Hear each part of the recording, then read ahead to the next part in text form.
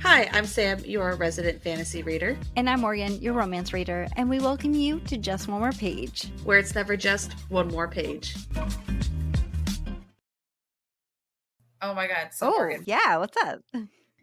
Have you realized we haven't recorded in like 2 weeks? Listen, I love this podcast. Don't get me wrong. I love this podcast. I'm very proud of it. It's our baby, but sometimes I enjoy it when we don't record every single week because I read so many books last weekend. Listen, it was great. I messaged you and I was like, I read 3 books in a week. I haven't read 3 books in a week in years. When you told me that, I was like, go off, Sam. What books did you read? So I finished When It's Just Us by Chloe Lisi. That was meh. I'll give it 3 stars. And then I read those like dark fantasy fairy tale books. There's like, are you reading Fairy Smut? No, so these books, hold on. I just bought Hexed because Audible is having like a ridiculous sale. Their books are like 80% off. So I bought this book for like, I don't even know, like $2.50 when it's normally like $37 or something. But the author's name is, give me a second, Emily McIntyre. The first book I read by her was Hooked, which is basically it's like a retelling of Peter Pan, but in modern day. They're in Boston. Oh, yeah. Her father owns like an airport company or something, and it's called like Never Air Land. The drug of choice is pixie dust and whatever. What? That one, so good. The next one I read was Scarred. It's set in like the 1910s, and it was supposed to be like very loosely based on The Lion King. So you have like the king and the prince, and then the princess who's supposed to be like Nala or whatever. And that one was terrible. Really? Yes, and I was like coming off the high of Hooked that I was like, oh my god, I'm so excited for this next one. And then I read it and I was like, ugh, what am I reading? But then at the same time, I was like, I've already committed to this, so I'm just not going to DNF it because I'll just finish it. And I finished it, but that one was like 3 stars. So, 1 out of the 3 I read was great. The Chloe Lisi one, it was enjoyable. It was like a high 3, but the Scarred was like a low 3. It was not good. Uh-oh, I hate that. You know what? I hate it when you read one bad book and you're like, the next book's going to be good. And then that one's even worse. And you're like, no, I'm going down the hill. I don't know how many books I read this week. I actually kind of gave myself a couple days off reading because I feel like I've been reading quite a bit of a ton. I'm like, I got to read this book and this book and this book. And you're probably wondering why. And that's because I am doing this series on TikTok, and I don't know if I'm going to do the series next year. I'll be honest with you. I always say, like, I don't want to do it, and then it always gets to the season. I'm always like, I'm going to do it because I love Christmas. I know some people love Halloween. I know some people love like the skeletons and everything like that. But listen, I'm a Christmas girly at heart. Every morning I get eggnog latte with freshly grated nutmeg. That's how extra I am about my Christmas spirit, okay? So every single day for the month of December, I recommend and review and discuss a holiday themed book. And I'm kind of behind already. Accidentally through my phone. It wasn't accidental, but I didn't have my contacts in, and you don't know this about me, but I'm blind as a bat. Like, I am very blind. And so I put my phone on top of my dryer, getting my clothes out, and my phone was sliding off the dryer, did not even realize it, and it broke while I was at Thanksgiving dinner, and I flipped my phone behind. I go, ooh, what's that? I'm like, oh God, I broke my phone. And so I had to get a replacement phone. And because of that, I lost all my edited videos, but I'm almost caught up. And oh yeah, so I bought a new phone, and then I had to buy a new laptop too, because why not spend more money? Treat yourself. So yeah, that was my weekend of buying expensive stuff and then still wanting to go book shopping. It's a problem. It is what it is. Like, we're at the end of the year, so all like the really good books are coming out. Like, I say the really good books, but like the most anticipated books that are like trying to get out for Christmas, because Brandon Sanderson's book just came out. Have I finished the first one in the gargantuan series? No. I thought you did. I'm still halfway through. I'm like page 500. Listen, that's not bad. 500? How many pages are there? I think that one's like 1100. So I'm like just over the halfway point. And the 5th one just came out today. That one's 1,300 pages long. And each one I think averages at a little over 1,000. So like I've got 5,000 pages of reading to do to like catch up. The next one doesn't come out for like another like 2 or 3 years. So I'm good. I've got it all. The first arc is done. It's a 10-book series. And I flipped open and I went all the way to the end because I was just curious, like how many pages it was. And you know how like when a book ends and you have like the acknowledgments and the whatever, this book, the last page is the last page of the book. Like there's no extra after. It just says the end of the first arc of the Stormlight Archive on page 1390 something. And I was like, oh shit, I'm into this for the long haul. I'm ready for it. Like, I can't even comprehend it, Sam. Me coming from a romance novel, and, like, the largest romance novel I read is, like, 400 pages. Actually, no, I take it back. Lucy Score writes, like, 500-page books. They're romance novels, but that's a thick book for me. But that book, bam! The Way of Kings is 384,265 words. Oh my gosh. Are those the books you just sent me a photo of? Yes. You bought all 4 of them? I have all 5. So I got the first 4 for Christmas last year, and then the 5th one came out today. So I've had a year to catch up, and I have not done it. But I was also in nursing school, so I think I get a pass. So, but I have all 5 now, and so now it's like, all right, the adventure begins because I'm determined. I'm going to read through the Stormlight Archive. You know what we should do? What? What we say all the time. We're going to rent an Airbnb and we're going to read. That part. That's all we're going to do. You bring those thick books and I will bring a barely half the size of that book romance novel and we will get it done. Speaking of romance novels, let's discuss this book we're going to be reading. So, to get into the Christmas spirit, we are going to be discussing a novel that I read for my 24 days of holiday novels, which once again, I'm failing at, but we're going to ignore that. This novel was a Christmassy, sweet, and full of chaos moment. And I was like, you know what, Sam? I read this novel. I loved it. And so you need to love it too, or else we can't be friends. And that novel is Season Schemings by Kate Bailey. So this novel follows Maddie, who has just been dumped by her long-term boyfriend. But not only that, she has been dumped on TV for the whole world to see her hit rock bottom. But if Maddie thinks that is her rock bottom, she got it wrong, because the fact that her parents have told her they are spending the holidays with her ex and her ex's new girlfriend fiance that he left her for. Not only that, but they expect her to attend the holiday weekend at her ex's cabin, which really? Parents, really? Anyways, because of this, she spirals and she goes right into the arms of Sebastian Slater's arms. Now, Sebastian, aka Seb, is a NHL player, because by the way, this is a hockey romance. He only cares about playing the game. He doesn't really care about love. When he is told that his work visa is going to end soon and he's no longer going to be able to play professional hockey, of course he's trying to do whatever he can do to figure out how to stay in the States, even if that means marrying some random girl. So when Maddie lets it slip that, wouldn't it be funny to show up at this holiday weekend with you when you're my ex's favorite hockey player and we can pretend we're dating, he does one better and he says, why don't we show up married? Dun, dun, dun. Anyways, I'm so excited to talk about this book, Sam.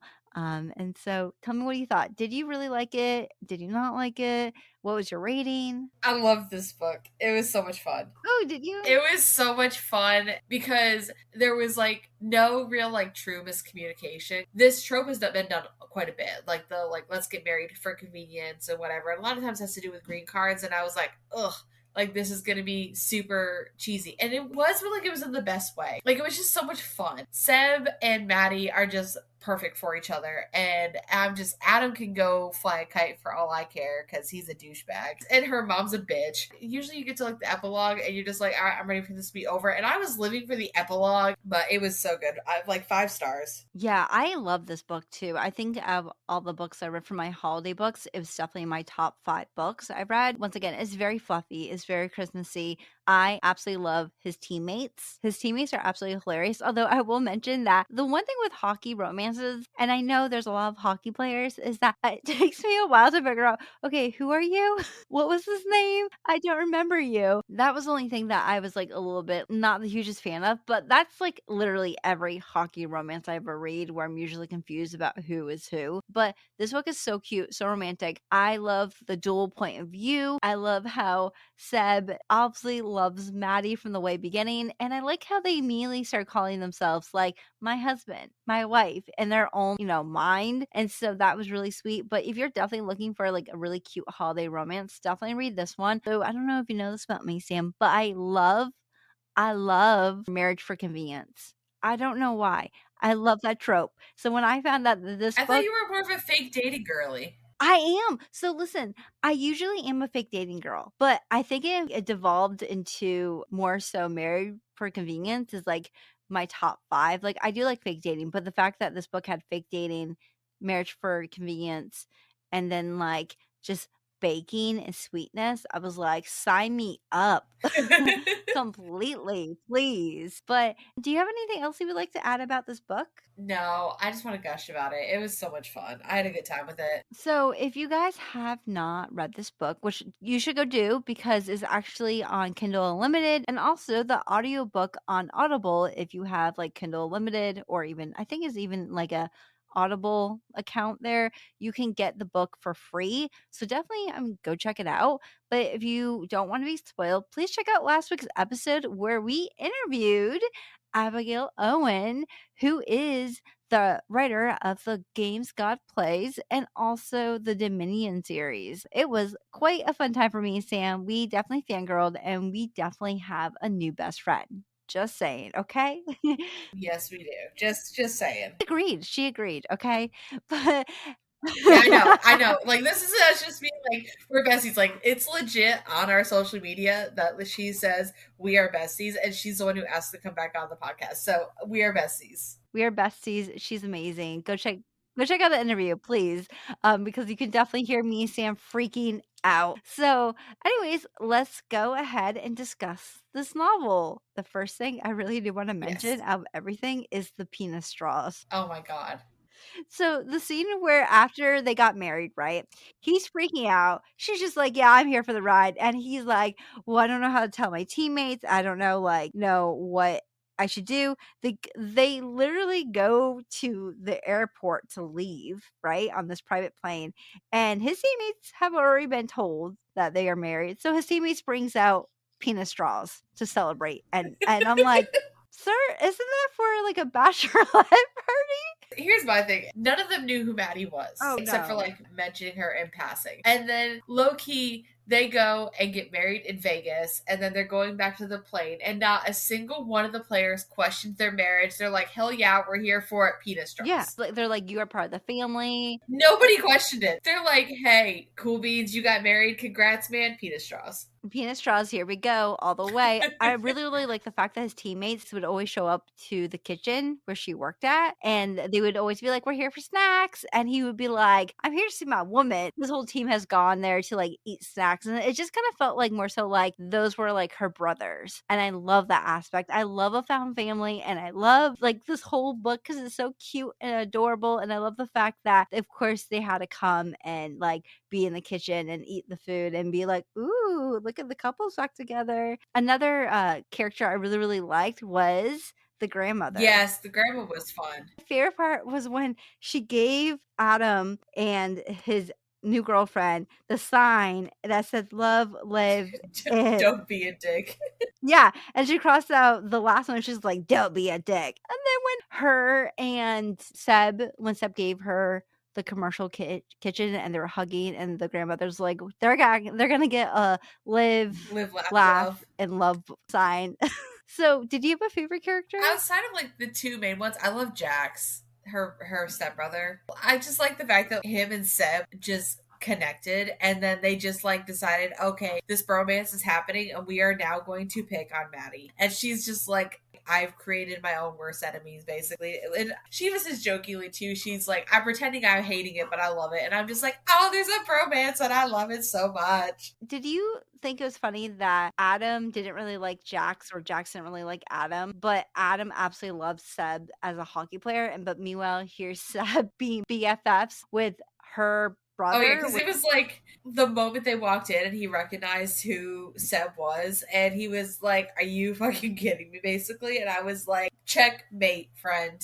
Yeah. I think it's funny that he's like, "She's probably so sad and misses me." And meanwhile, she's like, "Nah, I'm gonna mess around with your favorite hockey player. Actually, no, I'm gonna marry your hockey player." That whole conversation in the kitchen later on, because Adam, like, I believe, like, realized like how stupid he was to let her go, which number one was his own issue because he's the one who snapped on national television. She was just trying to help him with the frosting, and he's the one who's like, I can't do this no more, I'm breaking up with you, I'm gonna marry this girl I've been cheating on you with. And then later on was like, oh well, you're married to this like famous hockey player that I idolized, and so now I wasn't gonna do that, that ring was meant for you. I was like, no sir. Go sit down, please. But I thought that was perfect, though, how he was so flabbergasted about how she showed up with his favorite hockey player. And then goes and rats on her to her mother about them making out in the hot tub. Like, what the hell, Yes! man? Yes! Fucking It's spoil very sport. spoiled sport and very childish. Now, another scene I really did like was hide the pickle. They're so competitive trying to find the pickle, and then Seb and Aaron both found the pickle, and Seb was like, obviously had it first, and then he was like, "Oh no, I had it first. I had it first." Threw a hissy fit, and Seb's like, "Well, I guess you can have it." It just showed to the readers about how immature her ex actually was. If anything, made a fool of himself and from his whole family because of it too. I think it was like Pickle was Maddie. And he was like, I had the pickle first. And Seb was like, yeah, you had the pickle first, but like, it's my pickle now. But like, you can have this like little trophy because I got the main trophy. I got Maddie. The find the pickle was definitely an innuendo for like the relationships. And then the gingerbread ripping off Adam's feet. Yes, I also really like the fact that he kept calling him what was it, Edgar? Oh, No, not Edgar. It was what did he keep calling him? It was like a geeky name. Eugene. Eugene. Eugene. He's like, "Okay, Eugene." And he was like, "That's not even my name." He's like, Sure, Eugene." We all know his name is secretly Flynn Rider. There, Eugene Fitzherbert. Oh, yeah. I was like, please get the reference. Please get the reference. I don't think I've really seen that movie before. You haven't? It's so cute. You should watch it. Okay, so next time we hang out, we're gonna watch. Of course, read book, but do that. Okay, can we talk about? I want to talk about this so bad. The epilogue, and then like building the wedding. Yes. Like the videos, and the guys were like, "All right, did I do what I was supposed to do? Okay, cool. Bye. Like, love you, Maddie. See you later." Well, I like the fact that he was like, "You didn't get to have your perfect wedding when we first got married." I mean, though, like, who doesn't want to get married with a orange cone, that you I stole know. it In a toga. and a Yep. toga, right? Who doesn't want to do that? But I like the fact that he's like, "You deserve the wedding of your dreams, Yes, so sir. I'm going to make sure you have the wedding of your dreams." Further proving how perfect of a man he is. He's so perfect. I mean, he may be a little bit of a perfectionist, not perfectionist, a clean freak, because she's constantly like leaving stuff everywhere and he's constantly picking up after her. And I feel like if I was ever married, that would be my life because ADHD to the max and I always forget what I'm doing. So I'll set something down and walk away. And whoever I'm with has to be aware that they're going to constantly be picking up after me. And so I like the fact that he's very much of a neat freak, but then at the same time, he likes the fact that she's there and he can see her all around his apartment and house. I don't know. I love that aspect. It's just 100% just adorable. Although the one thing I will say though, and I don't care what you say, but if you put protein powder in cookies, that's disgusting. Okay. That's disgusting. I was thinking of a way to make, because usually I make like a baked good while talking about a book on my TikTok series. And when she was like, "Oh, protein in a cookie," I go, "I'm not making that. That's disgusting." You could do gingerbread men though. Oh, I could. Sam, you're a genius. I'm gonna cut off their legs too. Ha ha! So I love this book though. I think that if you want a good holiday fluffy book, then definitely check this one out. But my question for you, Sam, listen, I know you're married and you're happily married, but I'm sorry, Derek. But if you were not married, and someone was like, "Hey, I need you to marry me," and he was Sebastian, would you have done it? Oh heck yeah. Oh heck yeah. Only because I've read this book, I want that life for like 5 minutes. Like the fantasy is there. It's fun. Hell yes. I'm not saying we would marry someone for their green card, for us to give them a green card. We're not saying that. I don't know. England is looking better and better every day. You say England, I say Scottish. So listen, I already like the dark and I already like rain, like sitting by a fireplace. So if everyone from Scotland wants to marry a girl who just wants to be left alone and read books, please let me know. I mean, I may not even speak to you. Let me know, okay? Let me know.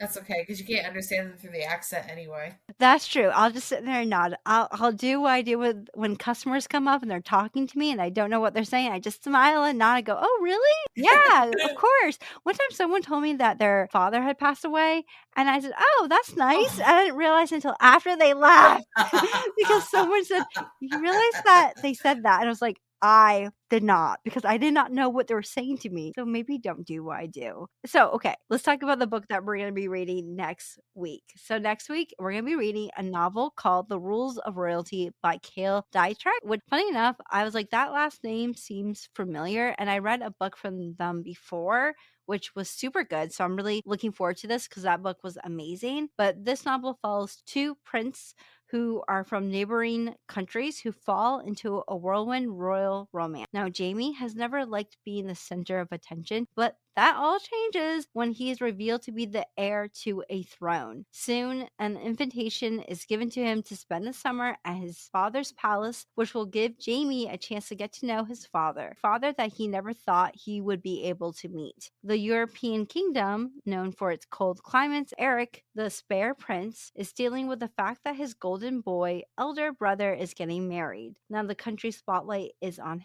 him and his family even more. More than ever, Eric is feeling more control from his family. So when he's given a chance to tutor the newest prince, he jumps at the offer to be able to get away from his family. At the summer palace, Eric guides Jamie through royalty, etiquette, politics, and history. What neither prince anticipates is a connection that sparks between them. Now they must make choices, follow their heart or the honor, the royal path, where the crown and the country reign supreme no matter what personal costs. Heard that this is like kind of like the Princess Diaries, and if you know me, I love the Princess Diaries, so I'm excited to read it. Anyways, if you guys enjoyed this episode of us gushing about a Christmas book, which you should because, Christmas spirit, you should definitely rate us on Spotify because it definitely pushed our podcast out there. Also, if anyone got our podcast as their podcast of the year or at least the top 5, please send it to us because I would love to see this.